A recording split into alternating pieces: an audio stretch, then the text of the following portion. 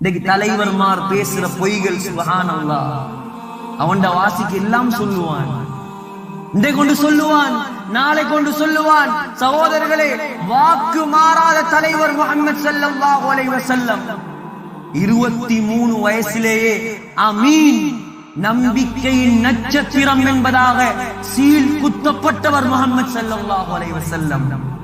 அவர்களை பார்க்க நான் வந்திருக்கிறேன். இப்ப சலாம் சொன்னதோட சுப்ஹானல்லாஹ், அந்த இடத்துல சலாக்கள் மயங்கியே விழுந்துருவாங்க.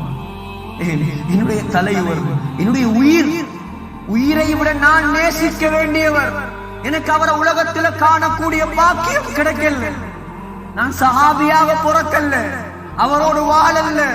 ஆனா அவர் அடங்கப்பட்ட இடத்தில் அல்லாஹ் இன்னும் கொண்டு வந்து நிப்பாட்டி இருக்கிறான். சுப்ஹானல்லாஹ். ஸலவாத்தோட நில்லுங்க, அந்த இடத்துல சலாத்தோட நில்லுங்க. அந்த மஸ்ஜிது நபவியில உட்கார்ந்து குறைந்தது 1000 ஸலவாத்தாவது ஓதுங்கள் சகோதரர்களே. பக்கத்தில் இருக்கிறாங்க எங்க உயிர் ஸல்லல்லாஹு அலைஹி வஸல்லம். வீணாக கழித்து விடாதீர்கள். ரவுதாவுக்கு போய் செல்ஃபி எடுத்து விடாதீர்கள்.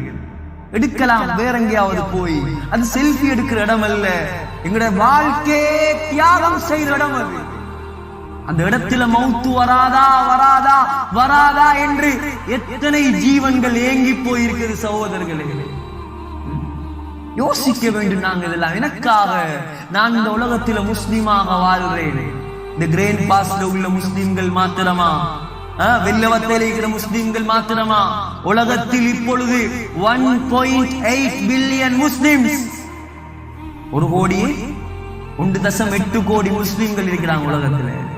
1400 வருடங்களாக யாரெல்லாம் முஸ்லிம்களாக வாழ்ந்தார்களோ, 1400 வருடங்களாக யாரெல்லாம் முஸ்லிம்களாக மௌத்தாகினார்களோ, 1400 அல்ல, கியாமத் நாள் வரைக்கும் யாரெல்லாம் முஸ்லிம்களாக இருப்பார்களோ எல்லாருடைய நன்மையும் முஹம்மது ஸல்லல்லாஹு அலைஹி வஸல்லமுக்கு.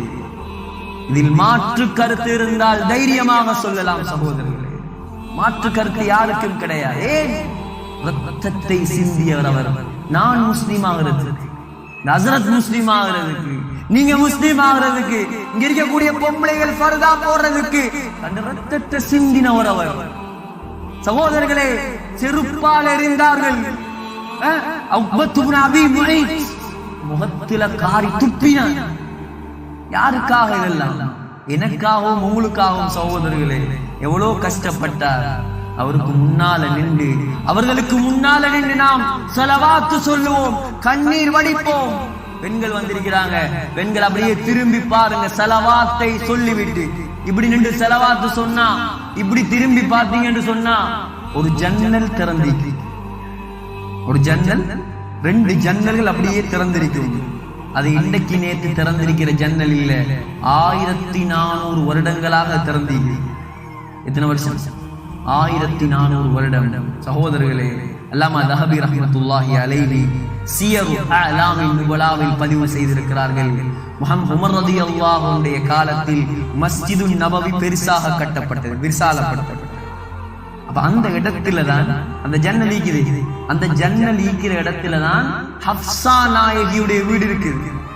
ஹப்ஸா நாயகியா உமர் ரலியல்லாஹு அன்ஹுடைய டாட்டர், மகள், முஹம்மது ஸல்லல்லாஹு அலைஹி வஸல்லம் உடைய மனைவி, உம்மஹாத்துல் முஃமினீன்கள் ஒருவர் ஹப்ஸா நாயகி. உமர் ரலியல்லாஹு அன்ஹு சொன்னார், ஹப்ஸா உங்களோட வீட்டை கொஞ்சம் தாங்க, உங்களோட வீட்டை தாங்க, நான் என்ன செய்ய போறேன், மஸ்ஜிது நபவியை பெருசாக்க போறேன். ஹப்ஸா நாயகியா உமர் ரலியல்லாஹு அன்ஹுடைய மகள் தானே, அப்படியெல்லாம் தரையில, அப்படி தரையில. ஹப்ஸாண்ட அர்த்தமே சிங்கம். ஹப்ஸாண்ட அர்த்தம் என்ன? சிங்கம். சிங்கத்துடைய மகள், பேரும் சிங்கம். அப்படி தரையில. அது என்னுடைய உயிர் கணவன். எவ்வளவு லவ் உண்டு பாருங்க முஹம்மது ஸல்லல்லாஹு அலைஹி வஸல்லம் அவங்க மேல.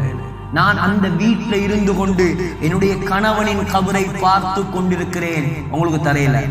உமர் ரலியல்லாஹு அன்ஹு சங்கடம்.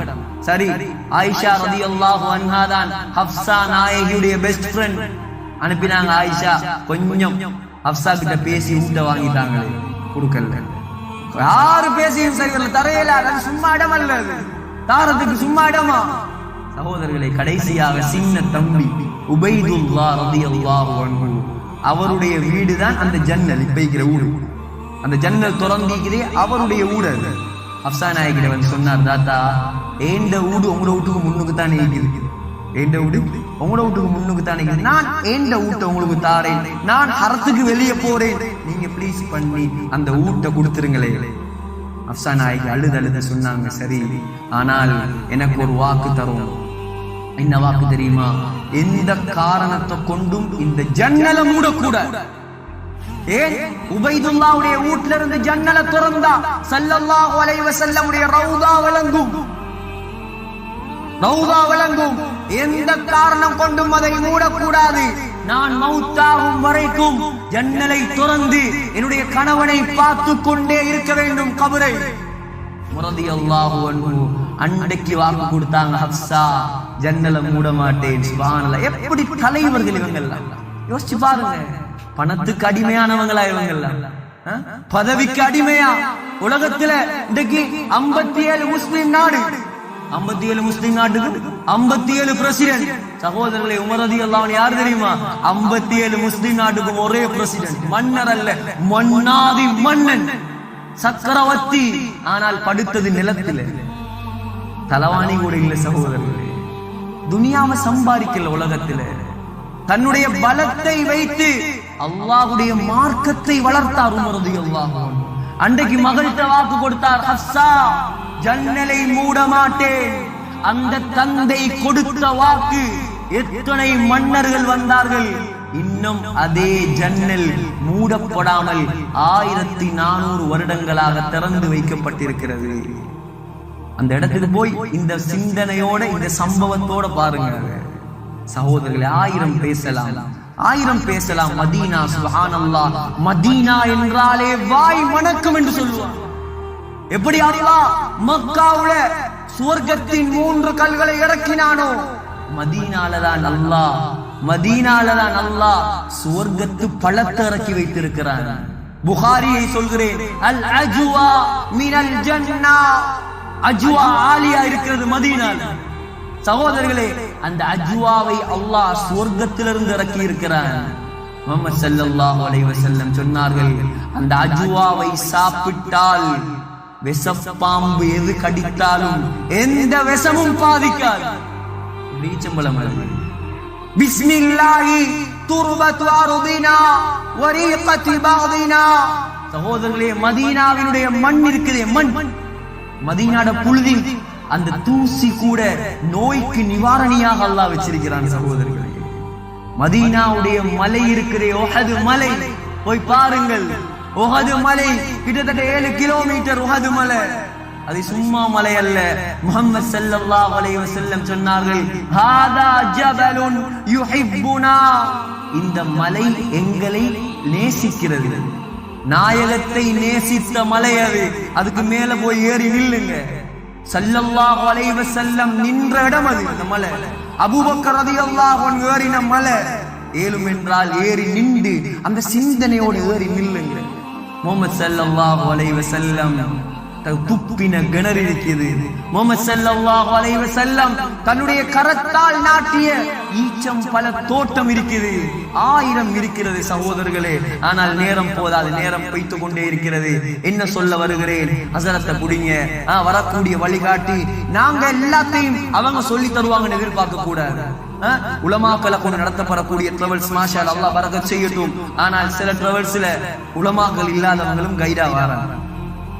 அவங்க இதெல்லாம் சொல்லி தருவாங்க, அல்லாஹு ஆலம், நமக்கு தெரியாது. சகோதரர்கள், இதெல்லாம் சும்மா தமிழ் புஸ்தகத்துல படிச்ச விஷயங்கள் அல்ல. இதெல்லாம் எவ்வளவு ரிசர்ச் பண்ணி நான் உங்கள்கிட்ட வந்து பேசுறேன். சும்மா பேசலுமா? இந்த டிவி பார்த்து கொண்டு 1000 பேர் வருவான் என்கிட்ட கேள்வி கேட்கிறது. சகோதரர்களே, ஆக உலமாக்களை குடிச்சு எப்படி நாங்க ஒரு ஊடு கட்டுறதுக்கு முன்னால 1000 இடத்துக்கு ஓட்டுறோம். அப்படி செய்வோமா, இப்படி செய்வோமா, அங்க உம்ராக்கு போறேன், உலகத்துல சிறந்த இடத்துக்கு போறேன், அவங்க சொல்லி தருவாங்களோ இல்லையோ, முழு அறிவையும் முழு ஹிஸ்டரிக்கல் எல்லா இடங்களையும் நாங்க படிச்சுட்டு தான் நாங்க போகணும். சகோதரர்களே, புடிங்க, உலமாக்கள் சொல்லி தருவாங்க, சந்தோஷமா சொல்லி தருவாங்க. சகோதரர்களே, அடுத்ததாக சொல்றேன், கடைசியாக போகக்கூடிய நீங்க இந்த துனியாவில இருந்து, இந்த இலங்கை நாட்டிலிருந்து வெளியேறதுக்கு முன்னால், பிளைட்ல இருந்து ஏறுறதுக்கு முன்னால் உங்களோட மத்தியில் இருக்கக்கூடிய பிரச்சனைகள், குடும்ப பிரிவுகள், தாய் தகப்பனோட பேசாம இருந்தா, சகோதரர்களே உம்மா ஒண்ட மட்டும் சொல்றேன், நல்லா கவனமாக கேளுங்க. யாராவது இங்க இரத்த உறவை துண்டித்தால் தயவு செய்து அவங்க உம்ராவுக்கு போகாம இருக்கிறது நல்லது. ஏன் தெரியுமா? அரஃபா மைதானத்துல முஹம்மது ஸல்லல்லாஹு அலைஹி வஸல்லம் சொன்ன வார்த்தை என்ன தெரியுமா? இந்த இடத்துல இரத்த பந்தத்தை துண்டித்தவங்க உட்காரக்கூடாது, உட்கார தேவையில்லை.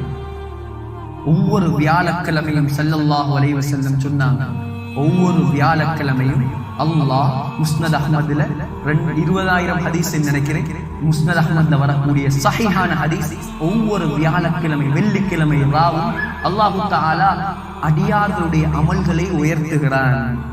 நபி ஸல்லல்லாஹு அலைஹி வஸல்லம் சொன்னாங்க, ஃபலா யுக்பலு அமலு காத்திஇ ரஹீம். யார் இரத்த உறவை துண்டித்திருக்கிறானோ அல்லாஹ் அவனுடைய அமலை தூக்கி வீசி போட்டு எடுக்க மாட்டான், கபூல் செய்ய மாட்டான். சொன்னாங்க, லா யதுகுலுல் ஜன்னah புகாரி காத்திஉ ரஹீம். இரத்த பந்தத்தை துண்டித்தவன் சொர்க்கம் போக மாட்டான். அபூ தாவூத்ல சொன்னாங்க ஸல்லல்லாஹு அலைஹி வஸல்லம், சகோதரர்களே இரத்த பந்தம் இருக்கிறே, அல்லாஹ் அதுக்கு ஒரு உருவத்தை கொடுப்பான் கியாமத்துடைய நாளையில. அது வந்து சொல்லும், இவனை சொர்க்கம் அனுப்பாதையா அல்லாஹ், இவனை வெட்டி நீ, ஏன் இவன் உலகத்துல என்ன வெட்டி வாழ்ந்தான், இவனை சொர்க்கம் அனுப்பு, ஏன் இவன் உலகத்துல என்ன சேர்ந்து வாழ்ந்தான். சகோதரர்களே கைய கால பிடிச்சு மன்னிப்பு கேட்டாவது எப்படியாவது உறவாகிறோம், பிரச்சனைகளை இல்லாமல் ஆக்கிறோம். கொடுக்கல் வாங்கல், ஹராம்கள், வட்டிகள் சம்மதப்பட்டிருந்தா தௌபா செய்து விட்டு சொல்லுங்கள் சகோதரர்களே. கடைசியாக சொல்றேன், பெத்த தாய் தகப்பன் இருக்கிறாங்களே, வெரி இம்பார்ட்டன்ட். உம்மா வாப்பாட துவா இல்லாமல் தயவு செய்து உம்ராவுக்கு பெய்திரவானா. உம்மா வாப்பாவை நோகடிச்சவர்கள் உம்ராவுக்கு பெய்திரவானா. அந்த ஹரத்தில கண்ணால கண்ட கதையை நான் சொல்கிறேன். ஒரு வாலிபர் தந்த தாயை வீல் சேர்ல தள்ளி கொண்டு வந்தார். அந்த தாய்க்கு எழும்பி நடக்கல. உங்களுக்கு தெரியும், மத்தாஃபை சுத்தி ஜம்சம் தண்ணீர் வைத்திருப்பார்கள். மத்தாஃபை சுத்தி ஜம்சம் தண்ணீருக்கும் அந்த தாயை கொண்டாந்து அந்த ஜம்சம் ஃபில்டருக்கு பக்கத்துல நிப்பாட்டி ஜம்சம் தண்ணியை எடுத்து தாயிட ஒரு கால ஒசத்தி அதுக்கு மேல ஜம்சம ஊத்தி வடியக்கூடிய ஜம்சத்தை தந்த மத்த கையால் எடுத்து குடித்தான். அந்த வாலிபன் குடித்து என்ன தெரியுமா சொன்னான்? என்ற சொர்க்க வாசலை கழுவி நான் தண்ணீர் குடிக்கிறேன். அந்த தாயுடைய கண்கள் இருந்து கண்ணீர் வடிந்து கொண்டே இருந்தது. இது போதும் அவன் சொர்க்கவாதியாக மாறுவது. எவ்வளவு கண்ணியப்படுத்துறான் அம்மா, பாத்தீங்களா சகோதரர்களே? உம்மா மேல இருந்தா நீங்க கீழே இருங்க, உம்மா மேல இருந்தா நீங்க கீழே இருங்க. உம்மாட காலை புடிங்க, தலையை தடாவுங்க, உம்மாக்கு முத்தம் கொடுங்க.